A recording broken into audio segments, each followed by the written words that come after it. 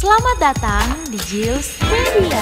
Hai guys, kali ini Jils Media akan mempersembahkan video pembahasan praktis materi kamu di sekolah.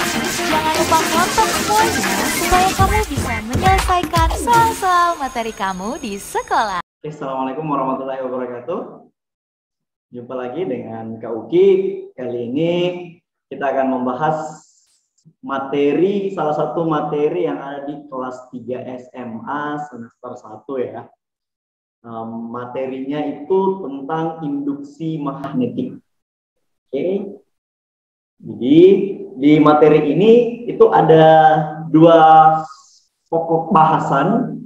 Ada submateri yang membahas tentang induksi magnetik dan juga ada tentang gaya magnetik. Ya, untuk kali ini kakak akan membahas materi tentang induksi magnetiknya terlebih dahulu. Baik, langsung saja.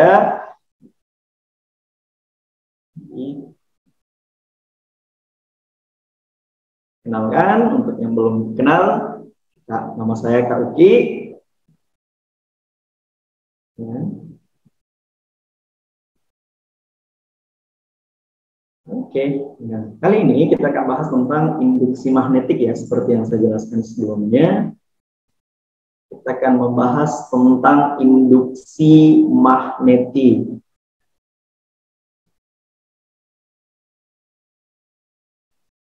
Induksi magnetik itu pada dasarnya sama kalau saya katakan dengan istilah medan magnet. Jadi di sini kita akan menentukan medan magnet yang dihasilkan oleh suatu benda. Nah, medan magnet itu dihasilkan oleh magnet ya, itu sudah pasti. Jadi kita sudah punya pengetahuan awal bahwa setiap magnet apapun itu, mau dia magnet batang, magnet jarum atau apapun itu, maka magnet itu menghasilkan medan magnet di sekitar dia. Untuk materi ini kita tidak membahas medan magnet yang dihasilkan oleh magnetnya langsung. Tapi kita akan membahas tentang medan magnet yang dihasilkan oleh kawat berarus listrik. Ya. Cukup menarik ya materi kita kali ini. Jadi seperti ini ya. Sebelum kita mulai, kalian harus punya pemahaman awal bahwa setiap kawat yang dialiri oleh arus listrik, maka di sekitar kawat itu akan timbul medan magnet. Itu sesuai dengan yang dijelaskan oleh Ørsted pada percobaannya ya. Christian Hans Ørsted yang melakukan percobaan yang disebut dengan percobaan Ørsted, menentukan tentang ada atau tidaknya medan magnet di sekitar kawat. Gitu. Oke, langsung saja kita bahas ini. Induksi magnetik yang dihasilkan oleh kawat lurus berarus ya. Yang pertama, induksi magnetik di sini dihasilkan oleh kawat berarus listrik. Induksi magnetik dihasilkan oleh kawat berarus. Nah, pada kawat berarus itu dibagi menjadi 4 bagian. Ada pada kawat lurus panjang berarus listrik, yang kedua kawat melingkar, yang ketiga ada namanya solenoida, yang keempat toroida. Nah, yang pertama adalah induksi magnetik pada kawat lurus berarus listrik. Nah, bentuknya seperti ini. Misalkan terdapat kawat lurus panjang tak berhingga dialiri arus sebesar I. Maka kita sudah punya pemahaman bahwa di sekitar kawat itu pasti ada medan magnet atau ada induksi magnetik yang dihasilkan di sekitar kawat tersebut. Misalkan kita menentukan induksi magnetik di titik P di sini, yang jaraknya dari kawat kita simbolkan dengan A. Maka besar induksi magnetik pada kawat tersebut dirumuskan dengan ini. B sama dengan mu0 I per 2 pi A. Ya. Oke. Jadi B sama dengan mu 0 I per 2 pi A. Nah, apa B, apa mu 0 itu, dan apa I? Nah, tulis keterangannya di sebelahnya ya. Di sebelah sini, jadi B itu adalah induksi magnetik. Ingat, induksi magnetik itu sama halnya dengan medan magnet ya. Satuannya Tesla. Kemudian mu 0. Mu 0 ini adalah permeabilitas vakum. Permeabilitas vakum. Nilainya ini tetapan ya. Jadi diharapkan kalian bisa mengingat tetapan ini. Nilainya sebesar 4 pi kali 10 pangkat min 7 Weber per meter ampere. Ya, jadi pi itu nilainya 3,14 atau 22/7. Terus I itu adalah kuat arus listrik. Kuat arus listrik. Satuannya apa? Satuannya pasti ampere. Kemudian A, seperti pada gambar yang di sebelah, A itu adalah jarak antara titik tertentu. Nah, untuk gambar ini titik tertentunya adalah titik P ya. Titik tertentu dari mana? Dari kawat berarusnya. Satuannya meter. Jadi misalnya kita mau tentukan berapa besar medan magnet yang dihasilkan oleh suatu kawat yang dialiri oleh arus I di titik P yang jaraknya adalah A. Maka kita tentukan nilainya itu dengan rumus ini. B sama dengan mu 0 I per 2 pi A. Karena induksi magnetik itu termasuk dalam besaran vektor, ya. Jadi selain medan magnet itu punya besar, punya nilai, dia juga punya arah. Nah, bagaimana cara menentukan arahnya? Induksi magnetik untuk menentukan arahnya itu kita pakai kaidah tangan kanan. Ini arah induksi magnet. Kita pakai warna biru lagi ya. Arah induksi arah induksi magnetik. Induksi magnetik. Nah, arahnya kita menggunakan apa? Kaidah tangan kanan. Pakai konsep kaidah tangan kanan.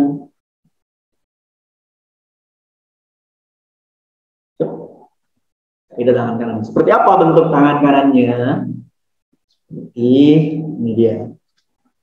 Nah, itu dia. Jadi kita gunakan kaidah tangan kanan dengan bentuknya seperti itu ya, di gambar tangannya di kepala, like this, ya.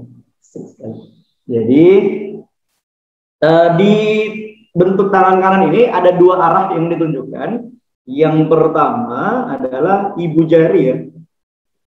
Ada ibu jari menunjukkan arah arus listriknya. Jadi arah dari kuat arus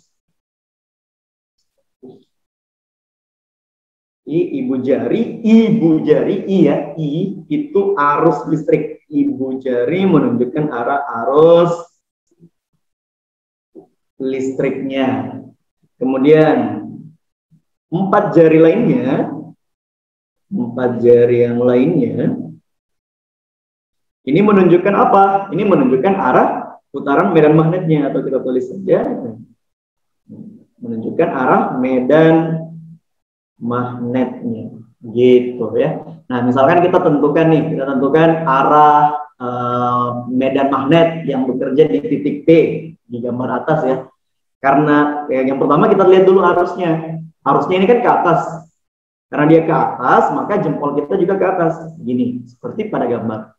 Jadi arusnya ke atas, jempol juga ke atas. Kemudian perhatikan empat jari tanganmu. Jadi seolah-olah kawat ini kalian genggam gitu. Kalian genggam, terus perhatikan putaran empat jari tanganmu. Nah, putaran 4 jari tanganmu di titik P itu akan mengarah masuk bidang gambar. Jadi akan mengarah ke layar HP kalian gitu. Jadi titik P kalau misalkan ya, misalkan kawat ini kakak gambar pada apa namanya? Pada gambar tangan di sini, kawat itu kan ada di sini ya. Ini supaya lebih jelas saja gitu ya. Ini kawatnya, misalkan ini digenggam. Terus titik P itu tepat ada pada ini kayak telalat ya pada tangannya. Jadi titik P itu ada di sebelah sini. Nah, putaran 4 jari tangan kalian itu pasti mengarah masuk ke dalam tangan, masuk ke dalam bidang gambar, ya, masuk ke dalam layar HP kalian atau layar laptop kalian. Jadi arah medannya itu pasti mengarah masuk bidang gambar. Gitu. Nah, ketika dia mengarah masuk bidang gambar, kita beri tanda X. Kita beri tanda X ya pada ini masuk bidang gambar di sebelah sini, di sebelah kanan kawatnya.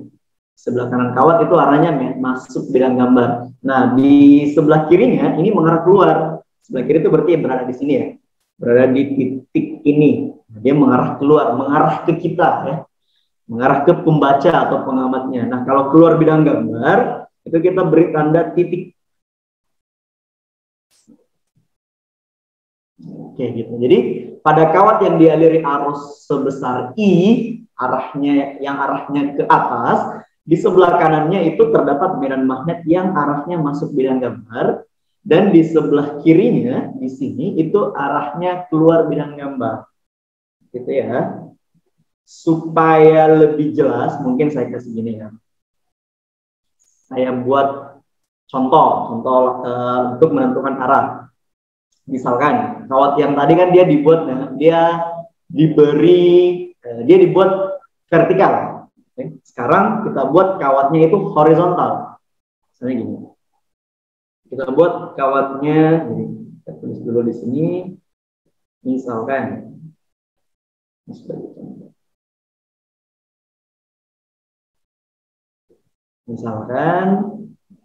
di sini ada kawat dibuat horizontal, kemudian dialiri arus kemana nih? Kiri atau kanan? Ke kanan aja kali ya. Ini arusnya ke kanan. Berarti gimana cara menentukan arah medan magnetnya? Jempol tangan kita atau ibu jari tangan kanan, ingat ya, harus pakai tangan kanan. Kapan pakai tangan kiri itu arahnya salah. Jadi karena arusnya ke kanan, jempolnya ke kanan. Jadi coba praktekkan sendiri. Jempol tangan kanannya diarahkan ke kanan dengan bentuk yang seperti ini ya. Jadi tangannya dikepal seperti ini, terus jempolnya diarahkan ke kanan. Nah, kalau misalkan saya tanya, kemana arah medan magnet di sini? Di titik P di sini ya, di bawah kawatnya. Nah, berarti kalau misalnya kita buat bentuk tangan kanannya kan gini ya, kalian buat bentuk tangan kanannya, dia jempol tangan kanan kalian ke kanan. Titik P-nya itu tepat berada di sini. Di apa sih ini? Bagian dalam lengan kalian. Nah, putaran 4 jari tangan kalian itu akan mengarah masuk ke dalam tangan. Berarti di sebelah sini itu arahnya kemana? Arahnya masuk bidang gambar. Kalau di bagian atasnya gimana? Kalau di bagian atas dia mengarah ke pengamat, keluar bidang gambar. Kalau keluar apa tandanya? Titik. Betul sekali. Gitu ya. Sekarang kita buat contoh yang lain, gambar yang lainnya. Kalau sebelumnya ini arusnya dialiri, kawatnya dibuat vertikal dan horizontal. Sekarang kita coba arahkan kawatnya itu mengarah ke kalian, mengarah keluar bidang gambar ya.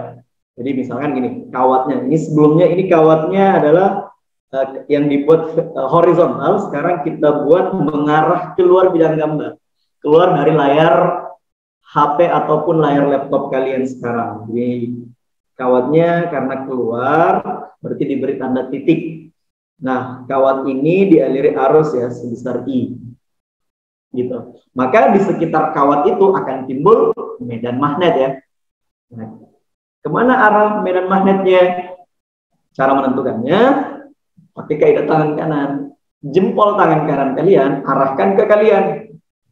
Jadi mengarah ke kalian dari layar HP ataupun layar laptop kalian mengarah ke kalian. Oke, jadi bentuknya kurang lebih kayak gini ya. Ini jempol tangan saya mengarah ke saya. Tuh. Nah, kemudian perhatikan 4 jari tangan kalian. Putarannya itu ke arah mana? Searah jarum jam ataupun atau berlawanan jarum jam. Jadi jempolnya mengarah keluar, mengarah ke pembaca ataupun pengamat. Terus perhatikan putaran 4 jari tangannya. Arahnya kemana? Kalau benar, pasti arahnya berlawanan jarum jam ya. Jadi dia mengarah seperti ini. Arahnya seperti ini, berlawanan jarum jam. Anggap saja ini lingkarannya jelek ya. Padahal memang jelek.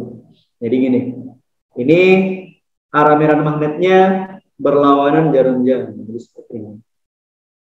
Yang ketika saya tanya, kemana arah medan magnet di sebelah kanan kawat? Kan ini kawatnya ya. Kawatnya mengarah ke pembaca atau pengamat. Nah, di sebelah sini, di sebelah kanannya, arahnya kemana tuh? Arah medannya ke sana. Tegak lurus ya, menyinggung lingkarannya ini. Jadi ini arah medan magnet. Kalau di bagian atas kemana? Kalau di atas kawat, arahnya ke kiri. Tegak lurus, menyinggung lingkarannya. Terus, kalau saya tanya di sebelah kirinya, dia kemana? Ke bawah. Kalau di bawahnya, ke kanan.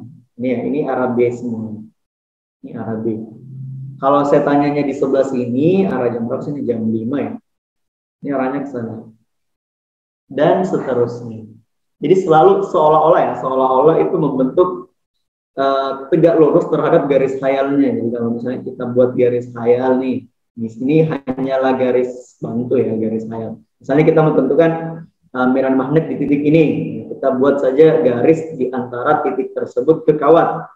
Ini ya, yang panjangnya A. Nah, ini tegak lurus harusnya medan magnetnya. Seperti itu kurang lebih. Oke. Jadi itu cara menentukan besar dan arah induksi magnetik pada kawat lurus arus listrik. Sekarang kita ke yang kedua. Ada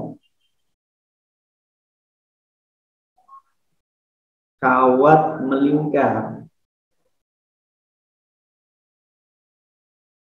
Kawat melingkar berarus listrik. Jadi jika terdapat kawat, jadi kalau sebelumnya kan kawat lurus ya, kawat lurus. Sekarang ini kawat lurusnya dibuat melingkar. Nah, ketika kawat lurusnya dibuat melingkar, maka di sekitar kawat tersebut juga akan timbul yang namanya medan magnet. Nah, berapa besar induksi magnetiknya? Yang pertama, supaya lebih jelas kita munculkan gambarnya. Jadi kita gambar dulu ya. Misalnya gini, ini kawatnya dibuat melengkung. Ini arusnya sebesar I, ngalir searah jarum jam. Ini terus keluar ke sini arusnya. Maka akan timbul medan magnet di pusat lingkarannya. Yang jari-jarinya, kita misalkan saja jari-jarinya A ya. Maka akan timbul induksi magnetik pada pusat kawat melingkar tersebut. Berapa besar medan magnet yang dihasilkan? Dirumuskan dengan ini. B sama dengan mu0 kali I per 2A. Nah, kalau sebelumnya itu 2PA. Sekarang P-nya dihilangkan. 2A. Nah, untuk kawat ini kan ada satu lingkaran ya.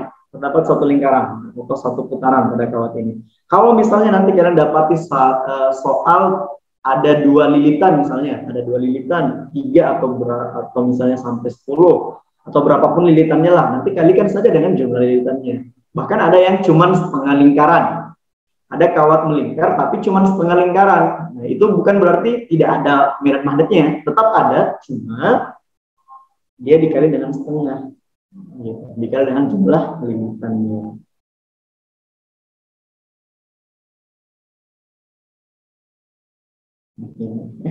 Terangnya kita tulis di sebelahnya lagi. B, yang kita tulis semua saja lah ya.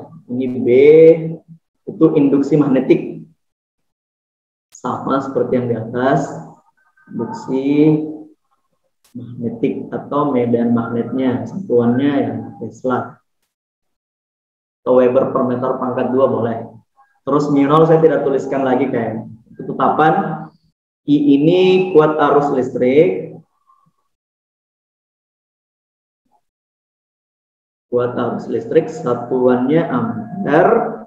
Terus A di sini adalah ya sama kalau sebelumnya diistilahkan dengan jarak antara titik tertentu ke kawat. Nah, sekarang ini kalau digambar lebih sederhananya kayaknya kalau saya bilang jari-jari lingkarannya ya.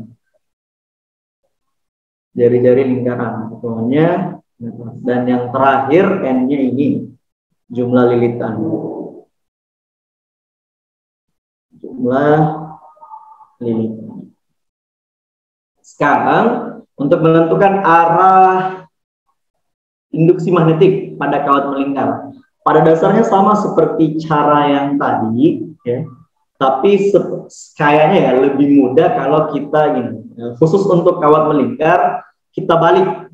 Kalau sebelumnya arah arus itu ditunjukkan oleh jempol, terus arah medan magnetnya ditunjukkan oleh 4 jari tangan yang lainnya. Nah sekarang kita tukar, berarti gimana tuh?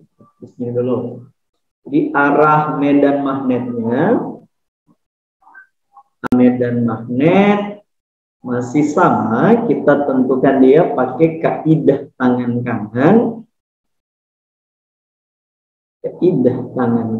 Bentuk tangan kanannya juga sama seperti sebelumnya, masih seperti ini ya. Jempol, cuma dia dibalik. Jadi untuk ini ibu jari itu bukan lagi untuk arus, tapi untuk medan magnetnya dia. Medan magnet. Sementara 4 jari lainnya ini menunjukkan arah arusnya yang berputar. Kan sekarang di sini yang berputar adalah arusnya, arus listrik. Nah, sekarang kita misalkan ya, contoh di atas, gambar yang ada di atas. Arusnya itu berputar searah jarum jam. Jadi kita buat 4 jari tangan kita ini, ya, 4 jari tangan kita ini, putarannya itu searah jarum jam. Kalau dibuat seperti ini kayaknya tampilannya mirror ya. Jadi kalau misalnya saya ikuti gambarnya, nanti itu seperti ini tangannya. Searah jarum jam, jadi 4 jari tangan itu ngarah, putarannya itu harus berputar gini, searah jarum jam. Nah, kalau tangan kanannya sesuai dengan kaidah tangan kanan, maka jempol kalian pasti akan mengarah masuk ke dalam layar laptop kalian atau layar HP kalian. Jadi bisa dipraktekkan sendiri biar lebih jelas. Kalian coba buat 4 jari tangan kalian itu berputar searah jarum jam. Tangan kanan ya, ingat tangan kanan. Jadi buat putaran 4 jari tangan kalian ini searah jarum jam. Jadi kan ada 2 kemungkinan nih. Kalau misalnya kayak gini salah, berarti dibalik aja gitu. Ini, kalian coba ya. Arahnya itu searah jarum jam, maka jempol kalian pasti kalau cara kalian benar, maka arah medan magnetnya atau arah jempol kalian itu akan mengarah masuk ke dalam, masuk bidang gambar seperti itu. Oke, jelas ya.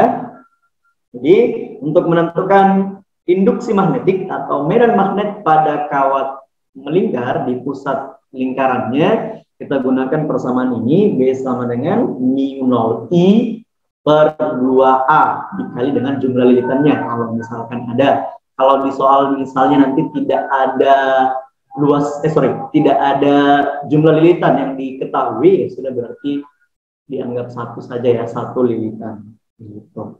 Nah, untuk arahnya kita tentukan pakai kaidah tangan kanan. Caranya sama seperti bentuk tangan kanannya sama, cuma penentuannya aja yang kita balik. Jadi ibu jari sekarang untuk menentukan medan magnet dan 4 jari lainnya juga menentukan arah arus listrik. Oke.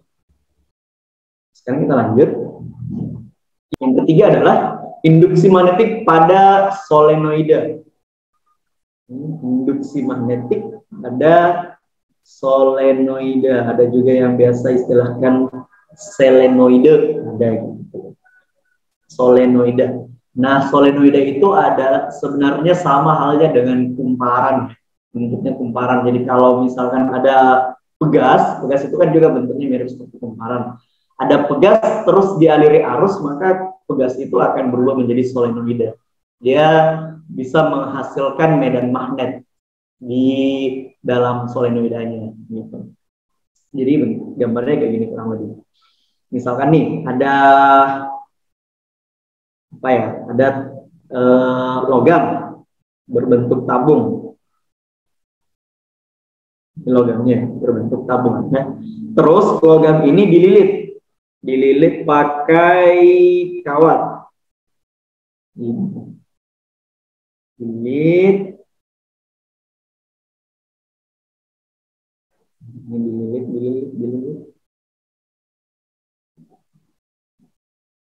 Ini dililit. Oke, cukup ya. Dililit. Terus lilitannya itu dialiri arus ini. Ini kawatnya dialiri arus sebesar I. Kalau misalnya tidak diketahui misalnya arahnya, tidak dituliskan kemana arahnya, biasanya itu pada kawat tersebut dihubungkan dengan baterai. Gitu. Ingat ya, baterai itu mengalirkan arus dari positif ke negatif, dari potensial tinggi ke potensial rendah. Berarti dia ngalirnya dari sini ya, dari yang panjang ke yang pendek. Ini ngalir ke sini. Ini arusnya naik lewat depan, terus turun ke belakang kawatnya. Jadi yang hitam ini kawatnya ya. Ini kawat nih ya. Ini logam apa sih, besi gitu ya. Bisa dianggap besi.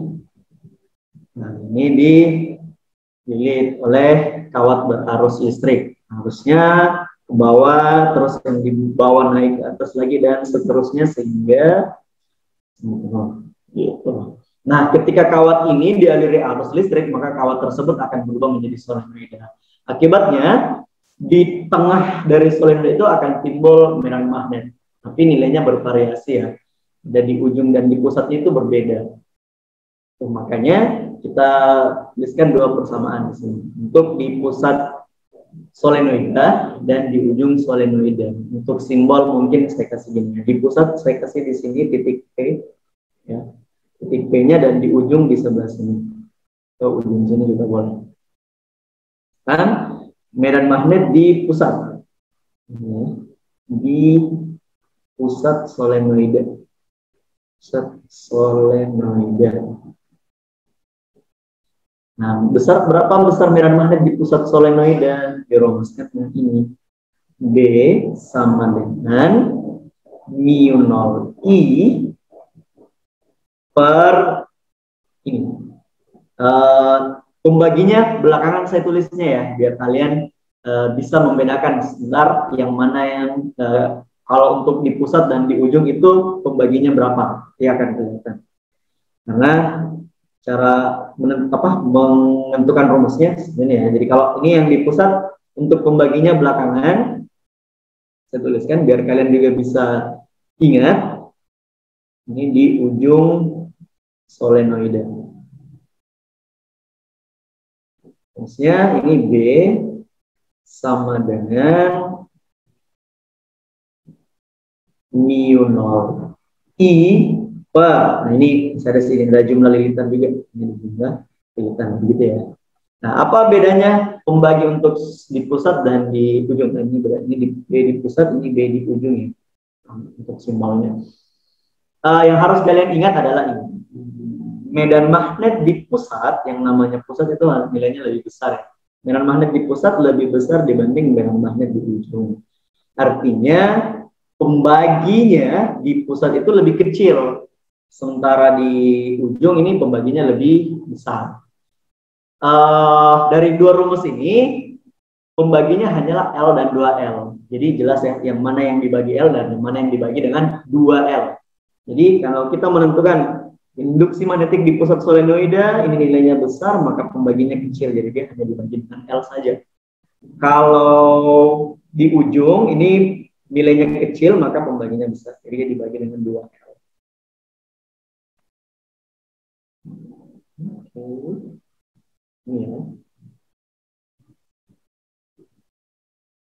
Oke, jadi medan magnet di pusat solenoida dirumuskan dengan mu 0 In per L, dan induksi magnetik di ujung solenoida dirumuskan dengan mu nol IN per 2L. Jadi perbedaannya hanya di pembagiannya saja. Nah, terus L itu yang mana? L itu adalah panjang solenoidanya ya. Jadi kita tulis keterangannya di sebelah sini. Pertama dP ya. Induksi magnetik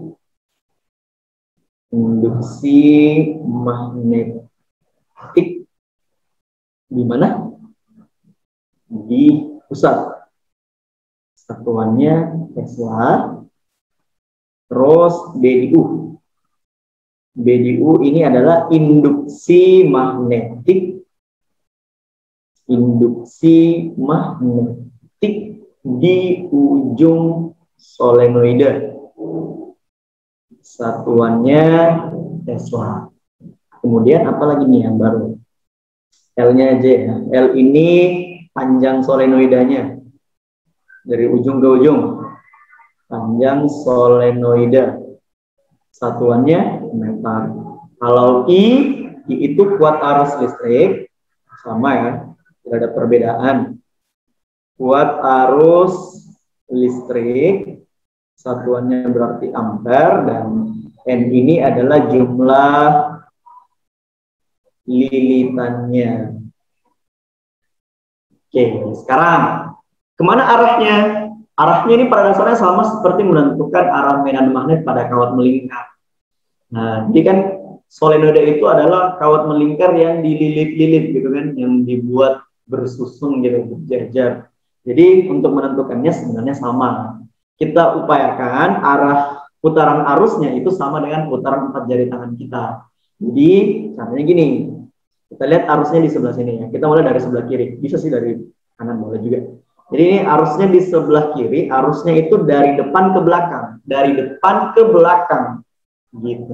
Dari depan ke belakang berarti dia putarannya itu gini, mengarah masuk bidang gambar. Dari depan ke belakang. Kalau misalnya dibalik itu kayak gimana? Dibalik itu kayak gini. Misalnya saya buat gambar yang lain ya. Ini cuma membandingkan saja. Nanti akan dihapus. Misalnya ini logamnya.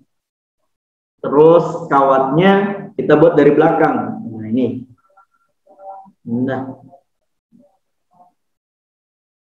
Nah gini. Ini harusnya. Dia dari belakang ya. Dari belakang terus nongol. Kalau ini dia dari atas, turun, naik lagi, naik, dan turun, gitu kan? Jelas ya? Itu aliran arusnya. Ini kita hapus aja dulu ya. Nah, kalau dia dari depan, berarti bentukannya kan gini. Berarti jempol kalian, kalau kalian caranya benar, jempol tangan kalian itu akan mengarah ke kirinya kalian. Ke kiri kalian berarti arah medan magnetnya itu arahnya ke kiri. Kita beri tanda apa ya? Tanda warna merah aja lah. Merah. Kan simbol medan magnet di sini. Nah, itu arah medan magnetnya. Di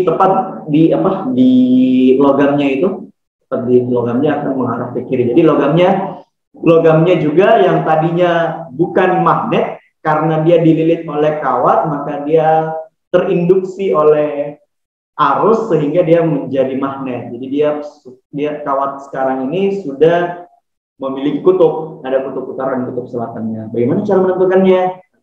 Untuk itu nanti kita jelaskan di materi berikutnya. Ditunggu saja untuk materi berikutnya. Sekarang yang terakhir ya, masih di materi tentang induksi magnetik yang toroida. Pada toroida ini berhubungan. Jadi yang pertama adalah kawat lurus, habis itu kawat lurusnya dibuat melingkar jadi kawat melingkarnya dililit-lilit, jatuhnya dia akan berubah menjadi solenoida atau kumparan. Kemudian lilitan solenoidanya itu dihubungkan ujung-ujungnya atau dibuat melingkar. Maka dia akan berbentuk toroida. Gitu. Jadi toroida itu kayak gimana gambarnya? Toroida itu kayak gini. Misalnya kita punya logam lagi ya. Kalau sebelumnya yang solenoid logamnya itu lurus. Nah, sekarang ini logamnya berbentuk lingkaran ya, sama seperti pelek motor misalnya. Ini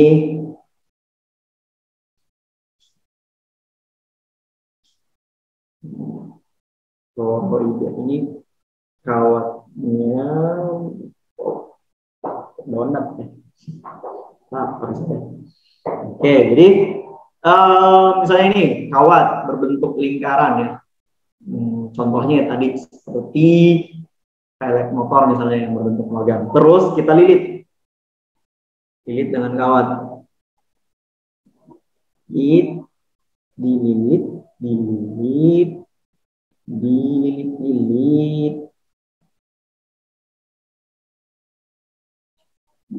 dililit.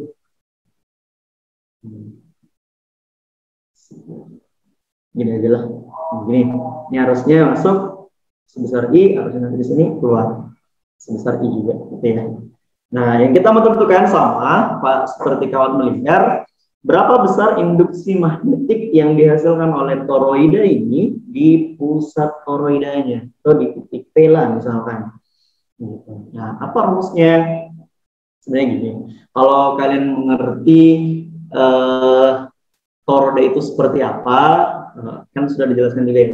Toroida itu adalah solenoida yang dibuat melingkar. Jadi pada dasarnya rumus untuk menentukan medan magnet pada toroida itu adalah rumus solenoida. Nah, rumus solenoida sebelumnya apa? Rumus solenoida itu adalah mu0 IN per L, itu yang di pusat ya, per L. Nah, L itu kan ini ya, panjang solenoidanya. Panjang solenoida di sini kan dia dibuat melingkar. Itu artinya panjangnya sekarang sama dengan keliling lingkarannya. Berarti untuk menentukan besar induksi magnetik pada toroida ini, rumusnya adalah ini. B sama dengan mu0 IN, solenoida kan per L ya. Solenoida itu kan per L. Nah, L itu panjang solenoidanya. Nah, solenoida di sini panjangnya itu sama dengan keliling toroidanya. Jadi kita pakai keliling toroida. Keliling lingkaran itu 2πr. Tapi di sini kita masih pakai A ya sebagai simbol jari-jari biar semuanya sama. Jadi mudah diingat. Jadi mu0 IN per 2πa. Ini dia. Tapi hati-hati. A ini adalah jari-jari efektif karena di gambar di sini itu ada dua jari-jarinya. Jari-jari yang mana? Gambar mana ya? Warna biru aja lah. Nih, ini kita misalkan R1, jari-jari lingkaran dalam. Terus ada R2, R2 itu kita misalkan yang ini. Ini R2, jari-jari lingkaran luar. Terus A itu yang mana? A itu adalah tepat di tengah-tengahnya. Ya, kan ada medan magnetnya tuh berputar di kawat yang tadi ya, yang di solenoida itu yang arahnya ke kiri. Nah, itu sekarang berputar medannya di sini. Jadi dia arah medannya misalnya kan warna merah ya, di sini arah medannya di sini.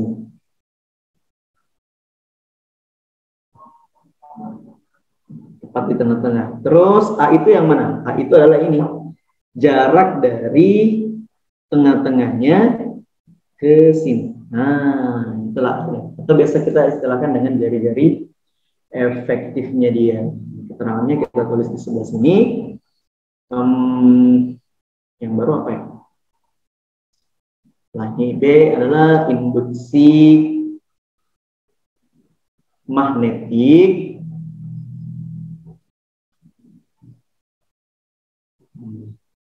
satuannya Tesla. Terus I ini kuat arus listrik. Ini kuat arus listrik. Satuannya ampere. Kemudian N sama. N ini adalah jumlah lilitannya dia. Jumlah lilitan. Kemudian A ini adalah jari-jari efektif. Nah, ini adalah jari-jari efektif.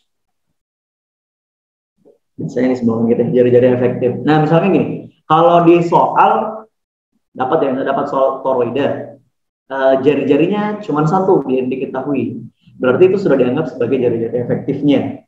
Tapi kalau misalkan di soal diketahui jari-jari lingkaran dalamnya sekian, berarti R1-nya sekian, jari-jari lingkaran luarnya sekian, R2-nya sekian.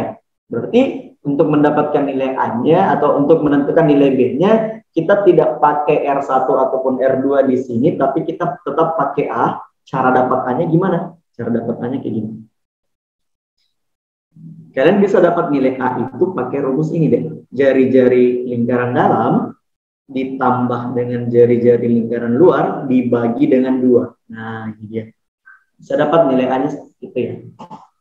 Bisa dapat nilai jari-jari efektifnya dari jumlah antara jari-jari lingkaran dalam dan lingkaran luar dibagi dengan 2. Oke, seperti itu untuk materi tentang induksi magnetik. Jadi, induksi magnetik pada kawat lurus itu karena kawatnya dibagi menjadi 4 jenis, ada kawat lurus, ada kawat melingkar, ada solenoida, dan ada toroida, maka setiap jenisnya itu menghasilkan medan magnetnya masing-masing dan punya persamaan yang berbeda.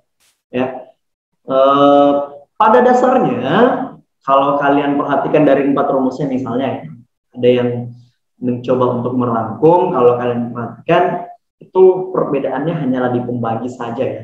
Kalau di bagian atas itu sama semua, mu0 IN semua, mu0 IN, mu0 IN ya, gitu. Di pembaginya, kalau di pembaginya untuk kawat lurus ya 2PA, kalau kawat melingkar 2A, terus di solenoida di solenoida ada yang di pusat dan ada yang di ujung.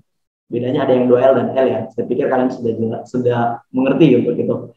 Siapa yang pakai pembagi 2L dan siapa yang pakai pembagi L. Untuk toroida, kembali ke rumus awal. mu0 IN per 2pi A.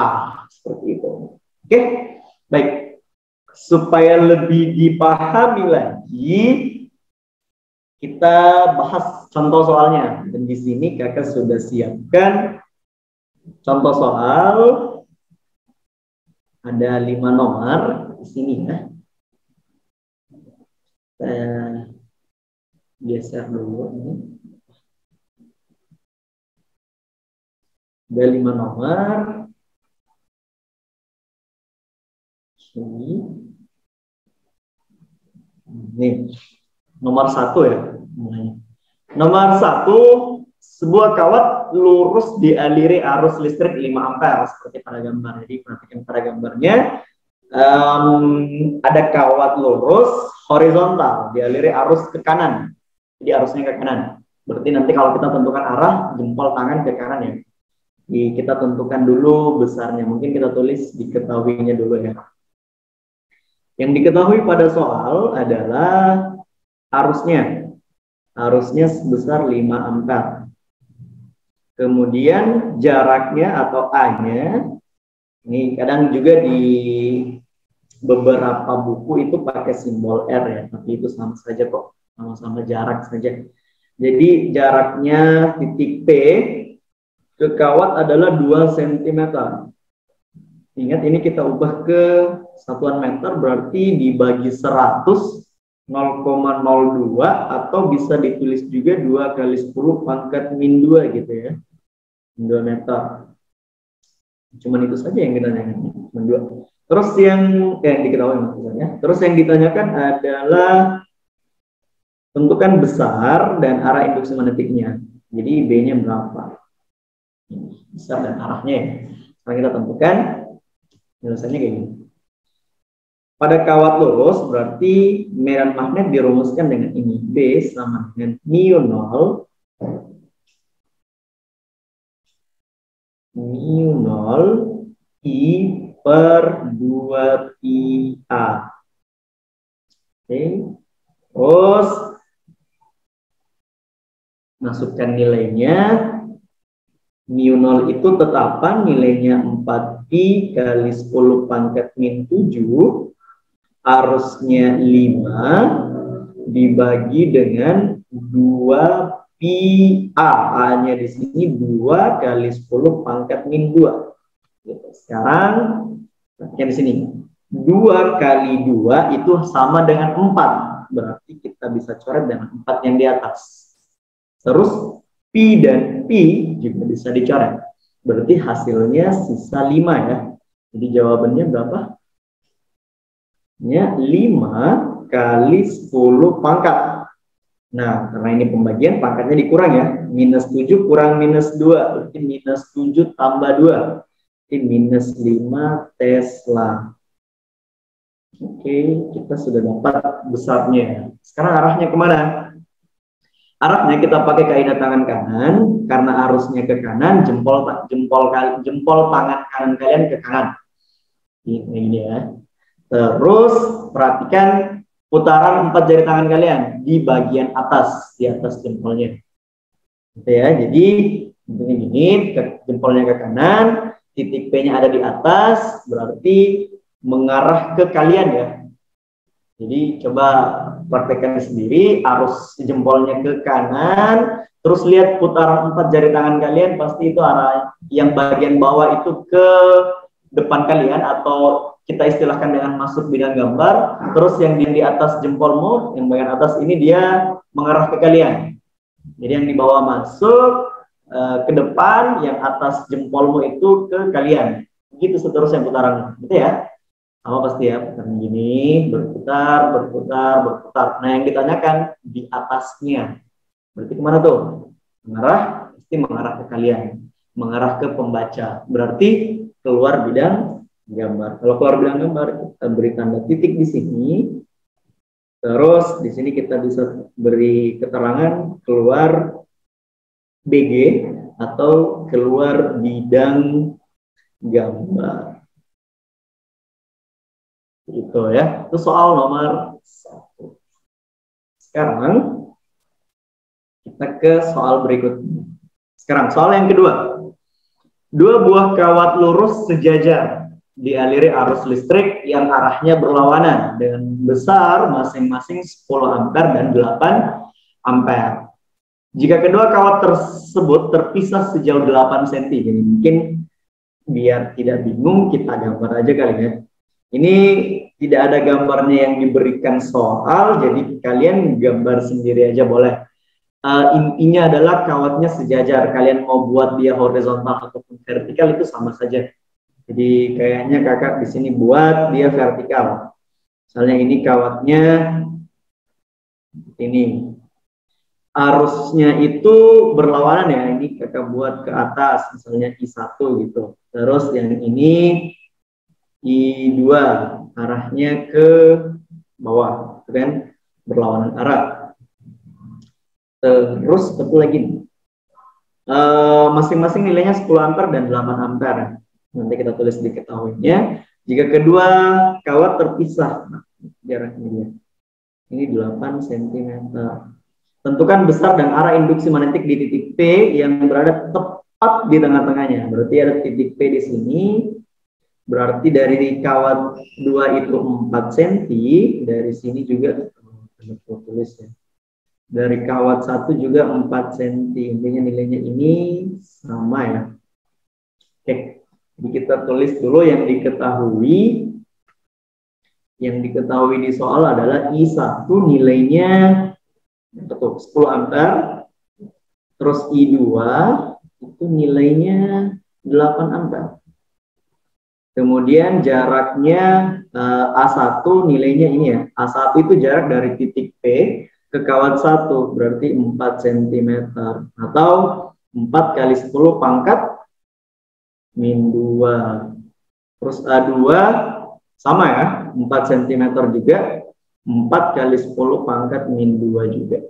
Oke. Yang ditanyakan adalah besar medan magnetnya beserta arahnya. Oke. Sekarang kita tentukan. Kembali ke konsepnya. Ingat, setiap kawat yang dialiri arus itu akan menghasilkan medan magnet. Di soal ini ada 2 kawat. Berarti kita sudah paham bahwa di titik P itu ada 2 medan magnet. Jadi ada 2 medan magnet yang bekerja di titik P. Kalau kita mau tentukan besar medan magnet di titik P, karena dia termasuk dalam besaran vektor, maka kita harus selesaikan sesuai aturan vektornya. Jadi yang pertama adalah kita tentukan dulu arah medan magnet yang dihasilkan oleh kawat satu. Jadi anggaplah pada kawat satu itu menghasilkan medan magnet sebesar B1 ya di situ. Terus kawat 2 juga menghasilkan medan magnet sebesar B2. Gitu. Kita kasih warna yang lain biar beda ya. Warnanya apa kali ya? Warnanya orange aja. Gak ada bedanya. Kita kasih warna hijau. Ini B2. Ya. Nah, B1 itu oleh kawat 1 ya. Nah, kemana arahnya? Perhatikan kawat 1. Kawat 1 arusnya ke atas. Berarti jempol tangan kanan kalian ke atas. Ya, jadi anggaplah kawat ini jempol kalian. Nah, titik P itu di sebelah kanan jempol kalian. Berarti dia mengarah masuk ke dalam layar HP kalian. Berarti dia arahnya itu masuk bidang gambar. Kita kasih tanda X di situ. Ya, jadi medan magnetnya masuk bidang gambar ya, karena kawat 1. Terus kawat 2. Kawat 2 ini arusnya ke bawah. Arusnya ke bawah berarti jempol tangan kanan kalian ke bawah.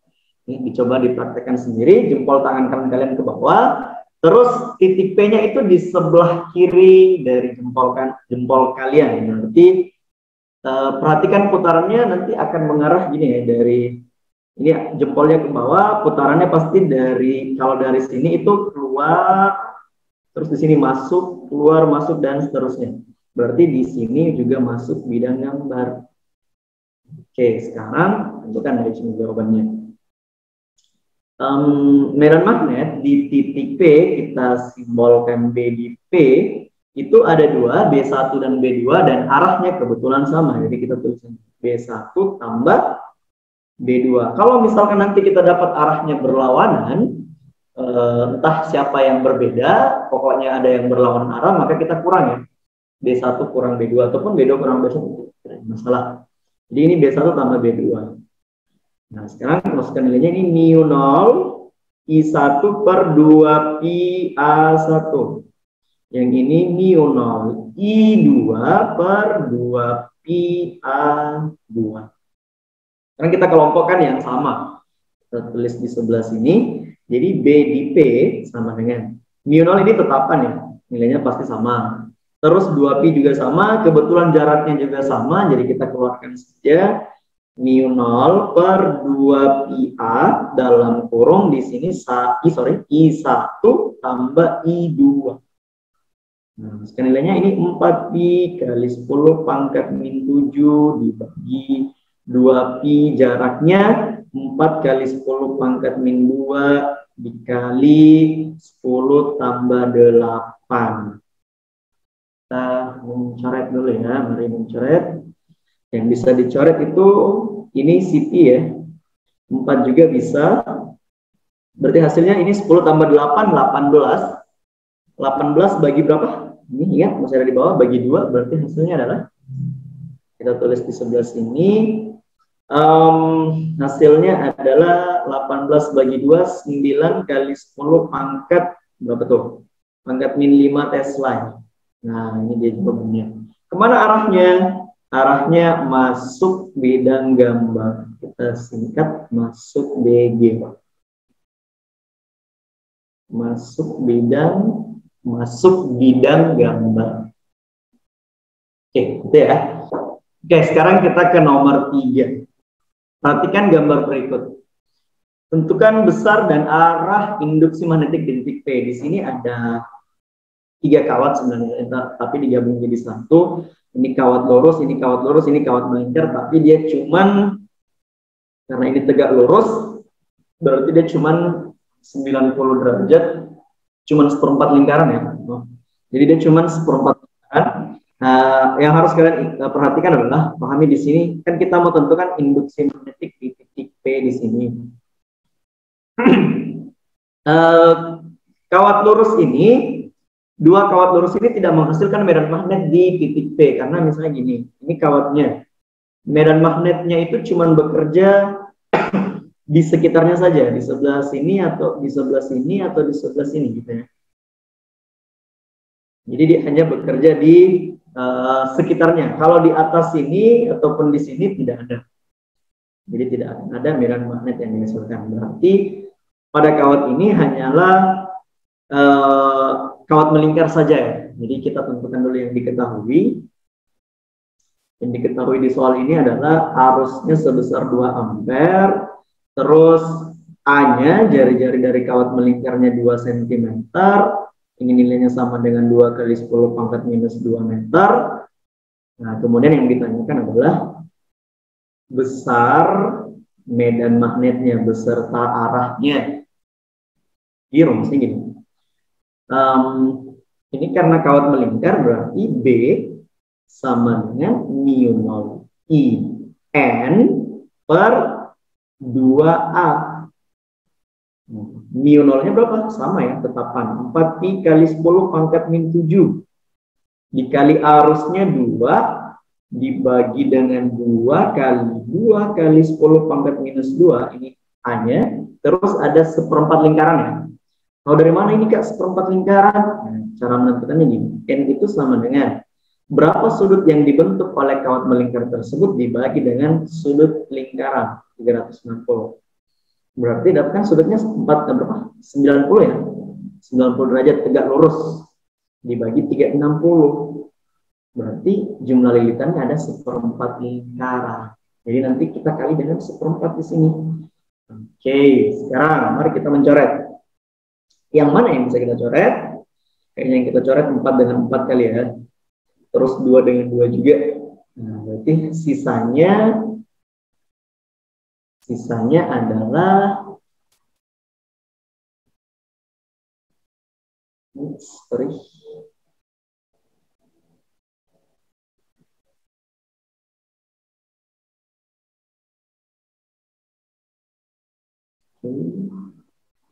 sisanya adalah I per 2. I per 2 kali 10 pangkat min 5 Tesla. Ini Tesla. Ini ya. Minus 5. Sekarang arahnya kemana? Arahnya kita tentukan. Caranya gini. Ini arus ini ya. Berputarnya searah jarum jam. Berarti kita buat 4 jari tangan kita, putarannya itu searah jarum jam. Silahkan dicoba. Jadi ikuti arah putaran jarum jam yang kalian lihat di layar HP kalian atau layar laptop kalian. Arusnya berputar searah jarum jam, kalian buat 4 jari tangan kalian itu membuat putaran yang sama dengan arah putaran arusnya. Jadi kurang lebih bentuknya seperti ini ya, searah jarum jam, maka jempol tangan kalian itu pasti akan mengarah masuk ke dalam masuk ke dalam bidang gambar atau masuk ke dalam layar HP ataupun layar laptop kalian. Jadi jawabannya kemana arahnya? Masuk bidang gambar. Untuk yang belum begitu memahami arah, bisa diperhatikan kembali atau diulang kembali materi tentang penentuan arah induksi magnetik pada kawat lurus ataupun melingkar ya, biar lebih paham lagi gitu. Oke, seperti itu untuk soal nomor 3. Baik, sekarang kita lanjut ke soal nomor 4 ya. Di soal ini ada 2 kawat lagi, potongan kawat M dan N yang diberi arus listrik diletakkan seperti pada gambar. Ini tidak ada simbol M dan N-nya ya. Kita beri saja. Ini kawat M dan yang di sebelah sini kawat N. MN harus ini neutron. Asik. Yang diberi arus listrik diletakkan seperti pada gambar. Itulah induksi magnetik di titik P. Ini sudah ada 2 kawat, cuma satu kawat lurus, satunya lagi kawat melingkar, gitu. Karena ada 2 kawat, berarti kita tentukan masing-masing ya, berapa induksi magnetik yang dihasilkan oleh setiap kawat. Kita tentukan arahnya dulu biar nanti gampang gitu menentukan medan magnetnya berapa. Jadi anggaplah ini yang di M ini BM ya, atau B1 lah ya, bukan B1. Terus yang N ini B2. Kita kasih warna merah biru sesuai dengan warnanya Giles. Nah ini B1 arahnya kemana? B1 itu kawat melingkar. Ini arah arusnya gini ya. X, Y biru situ. Nah, ini arusnya masuk ngalir gini ya. Berputarnya searah jarum jam juga ini ya. Berarti arah medan magnet di titik P atau di pusat lingkarannya itu akan mengarah masuk bidang gambar. Jadi ini kita kasih tanda X masuk bidang gambar. Terus kita cek lagi yang kawat N-nya. Kawat N-nya arusnya ke bawah. Berarti jempol tangan kanan ke bawah. Jempol tangan kanan ke bawah, medan putarannya itu di sebelah kiri akan mengarah masuk juga. Oke, berarti dua kawat ini menghasilkan medan magnet yang searah. Itu artinya kalau kita mau tentukan medan magnet di titik P atau B di P misalkan, itu sama dengan B1 ditambah B2 ya. Pertama kita tulis diketahuinya dulu sebelah sini. Yang diketahui I1 dan I2 ini kebetulan nilainya sama-sama 1 ampere. Terus A1 dan A2 juga sama.